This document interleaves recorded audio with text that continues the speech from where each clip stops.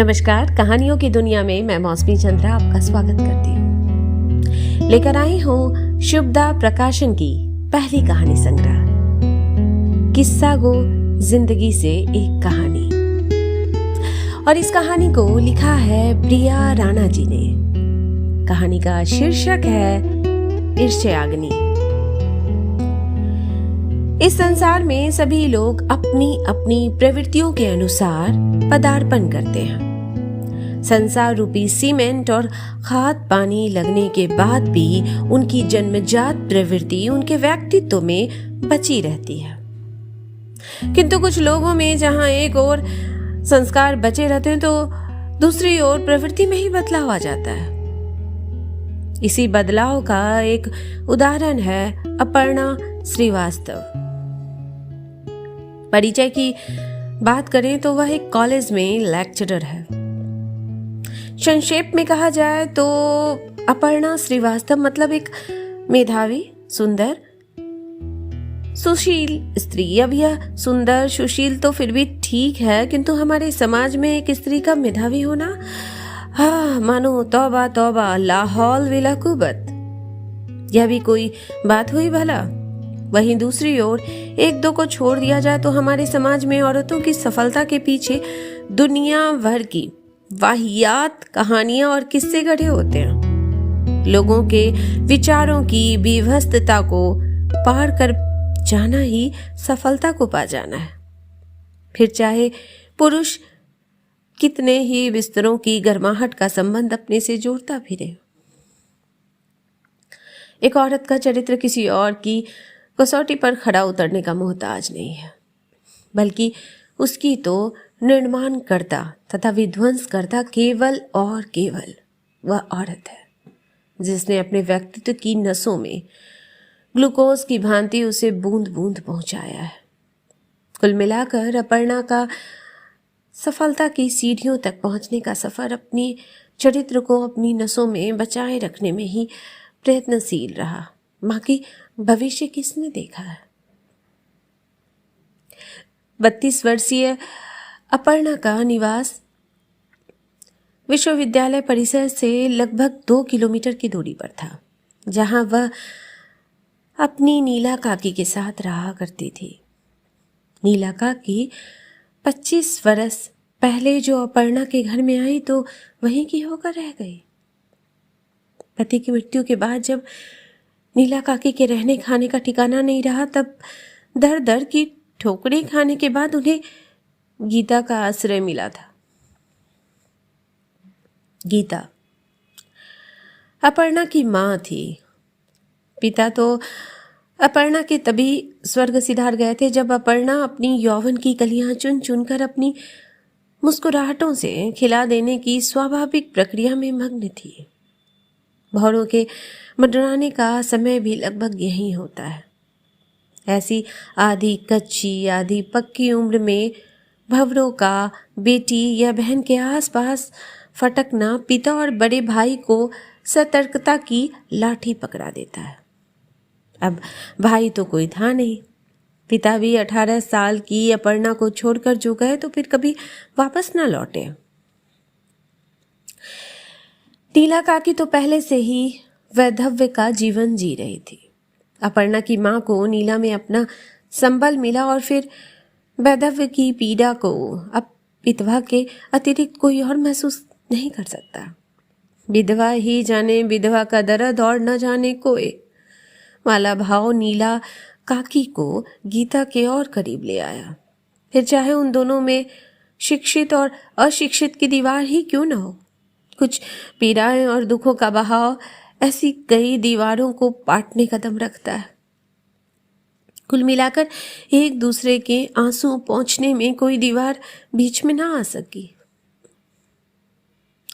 Bank में manager Aparna की मां दुनिया जहान के मर्दों की करतूतों का बखान नीला से करती। अपने पति के मृत्यु के बाद वह अपने आसपास मक्खी की तरह मंडराते तो कभी कुत्तों की मानित लार टपकाते, लपकने को तैयार लंपटों की चर्चा करती। वह हमेशा कहती, नीला यह थे तो कभी किसी की हिम्मत न थी जो सम्मान के 2 शब्द के अलावा तीसरा शब्द मुंह से निकाल दे। भाभी जी नमस्ते से आगे सभी संबोधन गतिहीन हो जाते थे। यह जो गए तो घर की दहलीज के अंदर कदम रखने को आतुर यह हमदर्दों का जत्था अचानक ना जाने कहां से पैदा हो गया। नीला सच को तो बड़ा डर लगता है। और फिर अपर्णा भी बड़ी हो रही थी। सही कहती हो जीजी, मुझे भी अगर तुम्हारा आश्रय ना मिला होता तो शायद मैं किसी मर्द की वासना की बलि चढ़ गई होती। पति के मरने के बाद मुआ मकान मालिक शराब पीकर रोज मेरी कुंडी खड़का देता।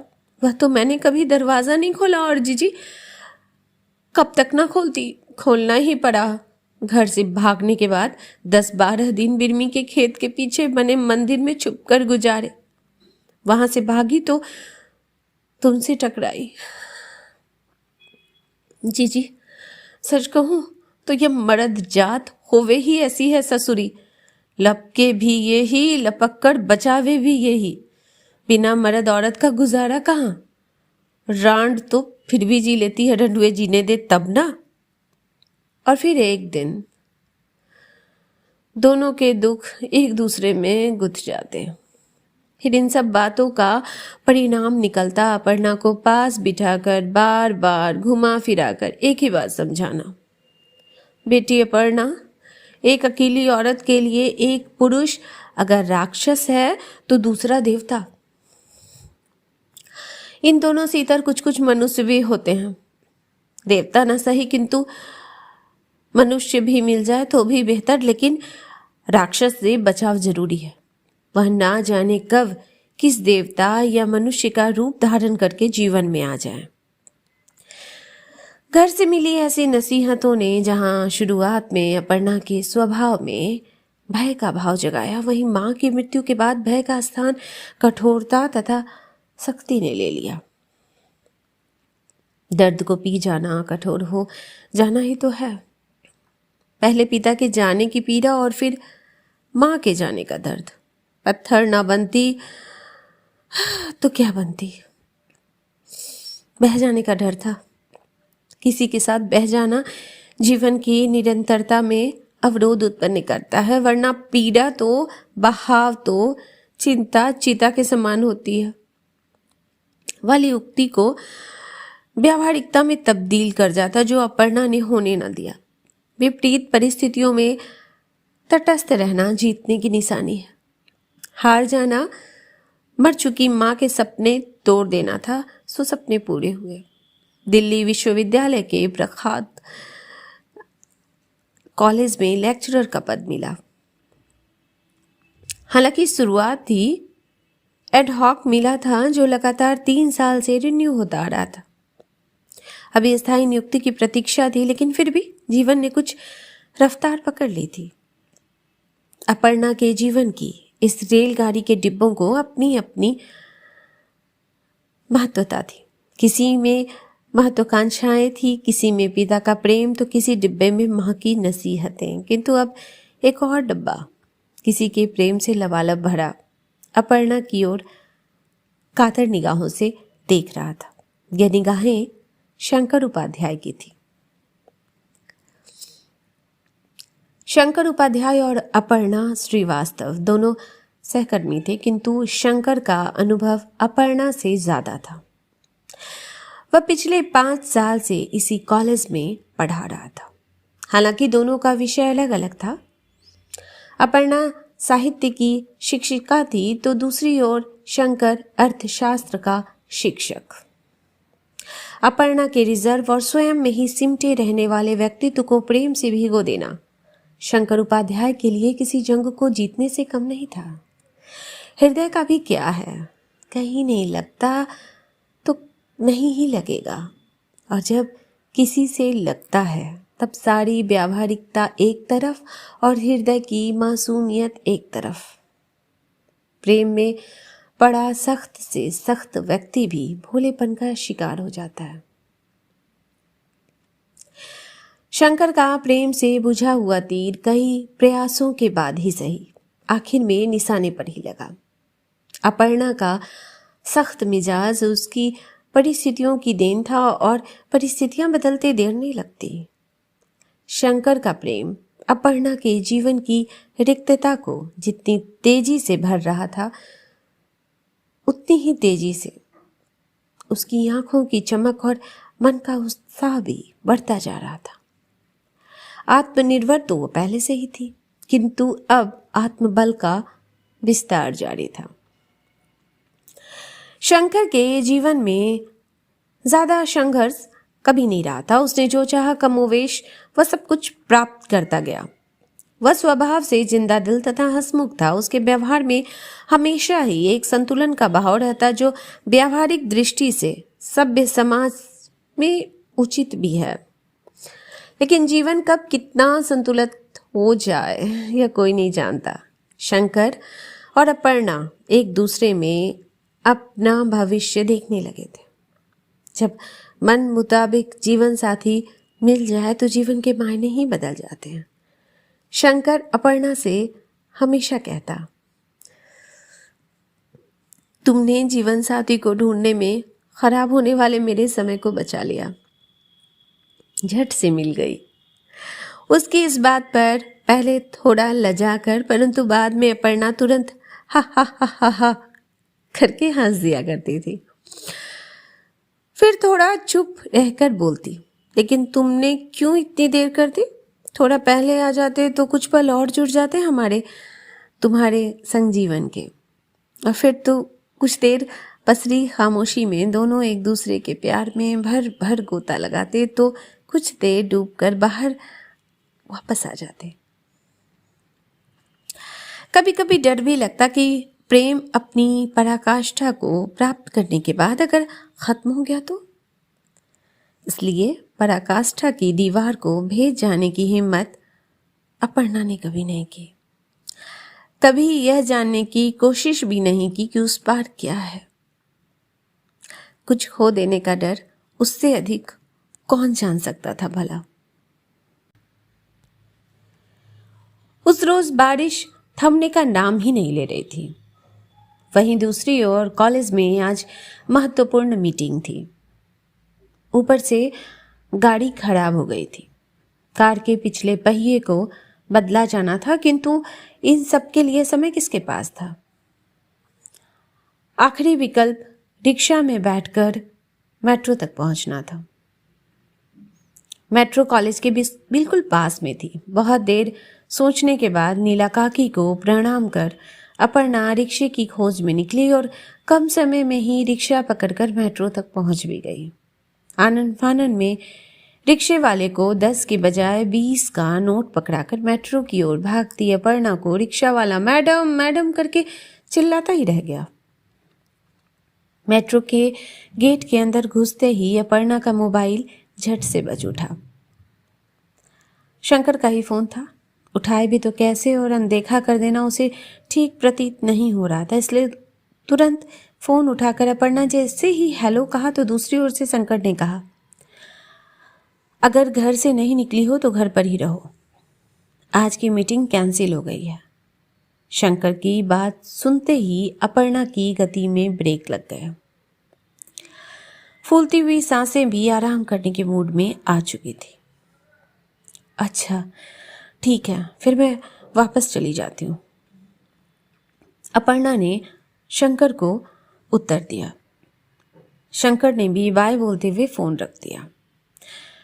प्रत्युत्तर में बाय बोलकर अपर्णा ने जैसे ही फोन कट किया तथा मेट्रो के गेट से निकलकर रिक्शा स्टैंड की ओर कदम बढ़ाने ही लगी थी कि अचानक अपने नाम के संबोधन को सुनकर पीछे की ओर मुड़कर देखा तो तुरंत ही उसके चेहरे पर सम्मान के भाव के साथ मुस्कुराहट फैल गई।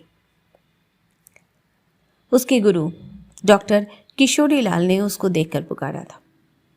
गुरु के आशीर्वाद की लालसा तथा सम्मान का भाव लेकर वह अपने गुरु के निकट उनके पैर छूने का प्रयास करने लगी। गुरु ने आशीर्वाद देने की मुद्रा में अपर्णा के सिर पर हाथ रखकर अपने पैरों को पीछे खिसका कर कहा, अरे नहीं अपर्णा, तुमसे कितनी बार कहा है कि तुम्हारा पैरों को छूना मुझे नहीं भाता है और तुम हर बार भूल जाती हो। सर मैं कभी नहीं भूलती, लेकिन आप चाहे कितना भी मना करें, आपके पैर छूकर मुझे जो अनुपम सुख प्राप्त होता है, भला मैं क्यों इस सुख से वंचित रहूं? इतना कहकर अपर्णा थोड़ा गंभीर तथा एक शिष्या की गरिमा लिए मुस्कुराई। तुम्हारे जैसी मेधावी शिष्या का गुरु होना मुझे भी गर्व से भर देता है।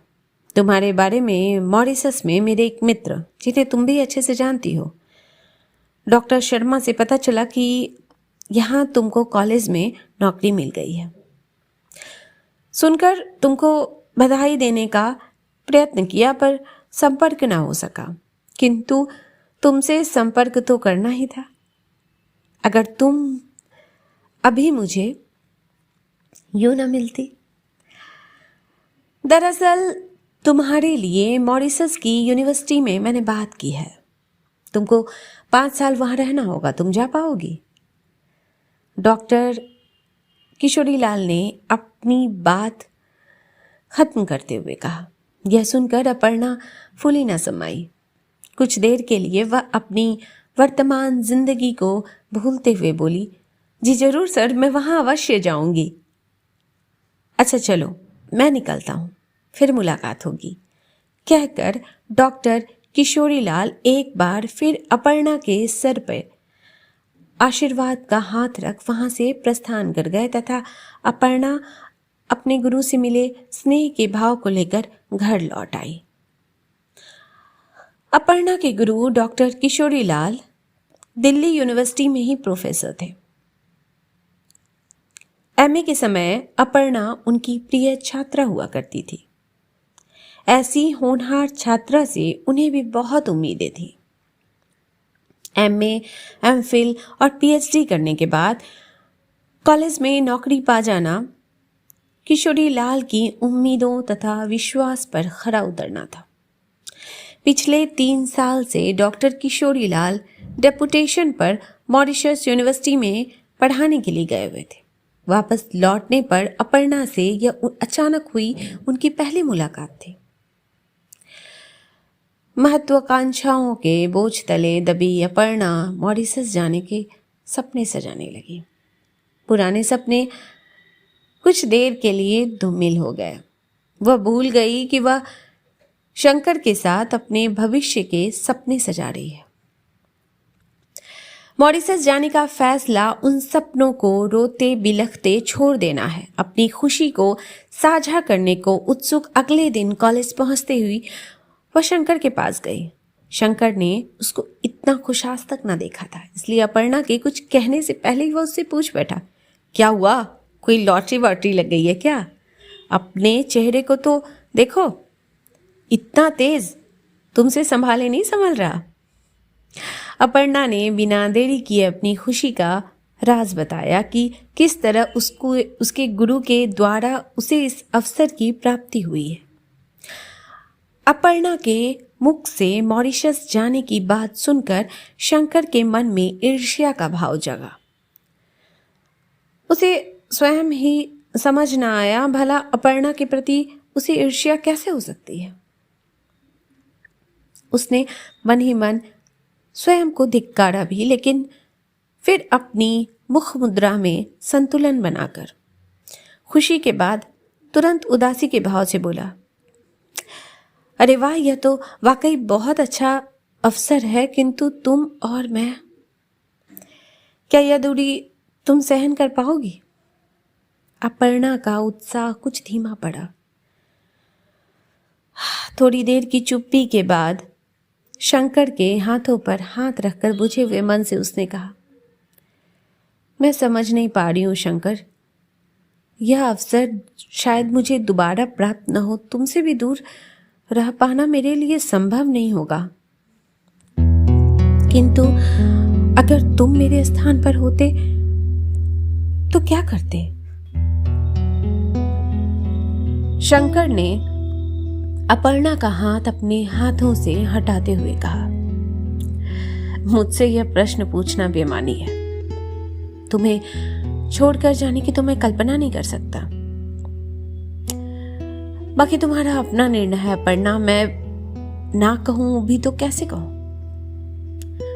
कभी कभी वास्तव में चुनाव की प्रक्रिया से मुंह मोड़ लेने का मन होता है, किंतु चुनाव तो हर व्यक्ति के जीवन में अनवरत चलने वाली प्रक्रिया है।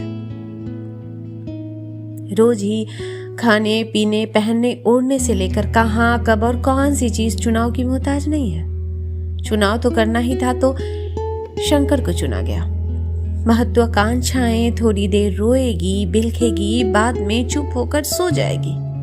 जब कभी ऐसा ही दूसरा अवसर मिला तो जगा दूंगी दोबारा। महत्वाकांक्षाएं ही तो है, बुरा थोड़ी न मानेगी। समय भाग रहा था और फिर से एक और वर्ष पीछे छूट गया। संबंध ज्यों के त्यों बने रहे। प्रेम को बचा लिया गया था। दूरी की आड़ में मरते मरते बचा था पिछले वर्ष। शंकर और अपर्णा दोनों ही कॉलेज में अस्थायी होने की जुगत में लगे थे। अपर्णा निरंतर अपने ज्ञान में वृद्धि की ओर अग्रसर थी तथा शंकर जुगत लगाने में व्यस्त था। काबिलियत तो शंकर में भी कम न थी, किंतु काबिलियत से ज्यादा पैरवी का जमाना है। सो शंकर जमाने के साथ चलने का पूरा प्रयास कर रहा था। एक दिवस अपर्णा और शंकर कॉलेज की कैंटीन में साथ बैठकर पूरे दिन की थकान को दूर करने का इरादा लेकर चाय पीने ही बैठे थे कि अचानक अपर्णा के गुरु डॉक्टर किशोरी लाल का फोन बज उठा। शंकर को डॉक्टर किशोरी लाल और अपर्णा के गुरु शिष्या वाले संस्कारों पर बड़ी कोफ्त होती थी, लेकिन अपर्णा से इस बारे में यह कहना कि बंद करो यह नौटंकी, गुरु शिष्या का जमाना तो कब का गया। आजकल तो हर जगह गुरु एक पुरुष और शिष्या केवल एक देह मात्र है। शंकर ने यह विचार अपने मन में ही रहने दिया, क्योंकि ऐसा कहने से उसे अपनी सोच को अपर्णा द्वारा दुत्कारे जाने का डर था। अपर्णा ने फोन उठाया तथा कुछ देर बात करके रख दिया। हालांकि विषय को शंकर कुछ भाप गया था, इसलिए उसने अपर्णा से फोन के संदर्भ में पूछा।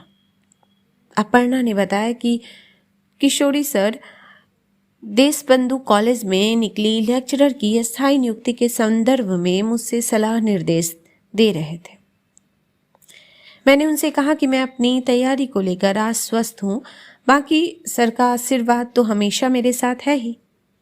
इतना कहकर अपर्णा ने अपने चाय का कप खाली किया और शंकर के चाय के कप की ओर देखने लगी। शंकर भी चाय पीकर चलने को लगभग तैयार था, क्योंकि उसका भी इंटरव्यू एक सप्ताह बाद था। समय को बचाना ही था, इसलिए दोनों ही अपनी अपनी तैयारी करने की मंशा लिए कॉलेज से घर की ओर प्रस्थान कर गया। 6 महीने निकल गए थे। शंकर लेक्चरर के पद पर अस्थायी होने से वंचित रह गया था। अपर्णा ने उसे समझाया, वह संभाला था और दूसरे अवसर के लिए तैयारी करने को कहा था। शंकर रह रहकर स्वयं को कोस रहा था। इंटरव्यू लेने वालों में 4 भाजपाई थे और केवल एक ही वामपंथी था, और उसकी पैरवी करने वाला भी। अगर किसी भाजपाई से जुगत लगाई होती तब तो बात बिल्कुल पक्की थी।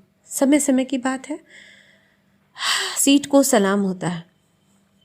केंद्र में जिस किसी की भी सरकार होती है उसकी ही तूती बोलती है। अगली बार ऐसी गलती नहीं होगी। अपनी इस हार से शंकर ने केवल इतना ही सीखा था। वहीं दूसरी ओर 2 दिन बाद अपर्णा के रिजल्ट की तारीख थी। उसने तो केवल मेहनत की थी, पैरवी की होती तब तो कोई चांस होता। 2 दिवस बाद शंकर ने ही अपर्णा के इंटरव्यू का परिणाम देखा। उसने यह सोचकर परिणाम देखा मानो केवल औपचारिकता पूरी कर रहा हो तथा वह पहले से जानता हो कि कुछ नहीं होने वाला, किंतु कंप्यूटर के स्क्रीन पर चयनित अभ्यर्थियों की सूची देखकर मानो आसमान उसके सर पे धम्म से गिर पड़ा हो और पांव के नीचे की जमीन धंस गई हो। आज संतुलन बना पाना मुश्किल ही नहीं नामुमकिन था। ईर्ष्या का भाव फिर से कुलबुलाने लगा था। आज प्रेम पर ईर्ष्या की जीत होने वाली थी। शंकर की जलन अंदर से बाहर आने के लिए अकुला रही थी, किंतु इस जलन को अंदर ही ठहरना होगा। बाहर आना तूफान को आमंत्रित करना होगा। शंकर ने स्वयं को संयत करने का प्रयास किया, प्रेम को प्रेम करने का प्रयास किया, किंतु उसके अंदर की तपन ने प्रेम का हाथ पकड़कर यूं झकझोरा कि प्रेम को क्रोध में परिवर्तित होने में देर न लगी। वह एकदम से चिल्लाया, आखिर यह कैसे हो सकता है? उसका यह वाक्य उसके घर की दीवारों, यहाँ तक कि हर उस चीज ने सुना जो उसके घर में मौजूद थी। लेकिन किंतु अपर्णा तो वहां नहीं थी। वह होती तो क्या उत्तर देती? मैं उसे जरूर पूछूंगा, यह सोचकर वह गुस्से को अपने माथे पर हिलाते डुलाते अपर्णा के घर पहुंचा। अपर्णा ने जैसे ही दरवाजा खोला तो शंकर को सामने पाया। वह तुरंत उससे लिपट गई और बोली, तुम्हें ढेरों बधाई, तुम्हारी अपर्णा को स्थायी नियुक्ति मिल गई। शंकर ने अपर्णा को अपने सीने से हटाते हुए कहा, तो यह बधाइयां मुझे क्यों? नौकरी तो तुमने पाई है। मैं और तुम कब से अलग हो गए? हमारे सुख दुख तो एक ही हैं। आज यह दिन हम दोनों के लिए कितना महत्वपूर्ण है। अपर्णा ने खुशी से शंकर के चेहरे की ओर देखते हुए कहा, मेरे लिए नहीं, केवल और केवल तुम्हारे लिए यह दिवस महत्वपूर्ण होगा। अपर्णा, मैं तो पुरुष हूं, इतने अवसर और इतनी जल्दी सफलता पा लेना मेरे लिए मुश्किल ही तो है। शंकर ने अपनी बात को कुछ आगे बढ़ाते हुए अपर्णा पर अपने विचारों की गंदगी को उड़ेलते हुए कहा। अपर्णा का चेहरा एकदम से फीका पड़ गया। वह शंकर के इस व्यवहार को एकदम से समझ ही नहीं पाई और तुरंत पूछ बैठी, तुम्हारा आशय क्या है? आखिर तुम कहना क्या चाहते हो? मेरे कहने के लिए आखिर तुमने कुछ छोड़ा ही कहाँ है? तुम्हारा यह आज का रिजल्ट तुम्हारी करतूतों का ही परिणाम है। मैं तो उसी दिन समझ गया था दाल में कुछ काला है, जब तुम्हारे उस सो कॉल्ड गुरु का फोन आया था। फोन रखने के बाद मेरे पूछने पर तुमने सिर्फ और सिर्फ इतना ही बताया कि देश बंधु कॉलेज में अस्थायी नियुक्ति की रिक्तियां हैं, लेकिन यह नहीं बताया कि यह नियुक्ति तुम्हें किस कीमत पर मिलने वाली है। बार बार तुम्हारे गुरु का फोन करना मुझे नहीं भाया, किंतु मैंने तुम्हें कभी कुछ नहीं कहा, लेकिन कब तक ना कहता आज बोलना पड़ा। शंकर धारा प्रवाह इतना कुछ बोल गया जिसकी कल्पना तक कर पाना अपर्णा के लिए मुश्किल था। यह सब सुनकर वह स्तब्ध रह गई। उसके कान उस समय जो कुछ सुन पा रहे थे वह किसी दुर्घटना से कम नहीं था। दुर्घटनाएं केवल सड़कों पर ही नहीं होती, केवल शरीर को ही नुकसान नहीं पहुंचाती, बल्कि घर की दीवारों में होने वाली ऐसी घटनाएं शरीर को भेद कर आत्मा तक को छलनी कर देती है। अपर्णा के मुंह से निकलने वाले शब्दों में पीड़ा अवश्य थी, किंतु उसमें क्रोध लेश मात्र भी न था। उसने शंकर से कहा, शंकर, मुझे तुम्हारी सोच पर बिल्कुल भी क्रोध नहीं है, बल्कि पीड़ा है अपने प्रेम से बिछड़ जाने की, क्योंकि सर्वप्रथम तुमने प्रेम को कुरूपता प्रदान की और उसके बाद उसकी निर्मम हत्या भी कर दी। मैं यह भी जानती हूं कि इस लाश की अंत्येष्टि का भार भी मेरे ही ऊपर है। समाज में अग्नि परीक्षाओं का भार भी स्त्रियों के जिम्मे आता है, किंतु मैं तुम्हें स्पष्ट कर देना चाहती हूँ कि ना तो मैं सीता हूँ, ना उसकी अनुसरण करने वाली समाज की अन्य औरत। वहीं दूसरी ओर राम तो तुम भी नहीं हो जो मुझसे मेरी पवित्रता का सबूत मांगो। और अगर राम होते भी तो आज मैं और मेरा चरित्र तुम्हारी सोच का मोहताज नहीं होता। आज मेरे लिए तुम केवल और केवल हत्यारे हो। हम दोनों के प्रेम और विश्वास को मार चुके हो तुम। तुम्हारा सानिध्य अब मेरे बर्दाश्त के बाहर है। तुमको यहाँ से चले जाना चाहिए। इतना कहकर अपर्णा अपने कमरे में चली गई। नीला खाकी इस पूरे दृश्य की साक्षी थी। वह तुरंत अपर्णा के पीछे पीछे उसके कमरे की ओर भागी। शंकर को अपनी विवेकहीनता का आभास हो चला था। ईर्ष्या उसके शरीर से आत्मा की भांति सब कुछ अपने अंदर समेट कर वहां से प्रस्थान कर चुकी थी। यह वह समय था जब शंकर के सामने सारे विकल्प समाप्त हो चुके थे, मात्र वापस लौट जाने के अलावा। हाँ, उसके साथ कोई था तो केवल पश्चाताप की झुलसन। ये कहानी इतनी ही अभी आप सुन रहे थे मुझसे, यानी मौसमी चंद्रा से, प्रिया राणा जी की कहानी ईर्ष्याग्नि। अगली बार फिर मिलती हूँ एक नई कहानी।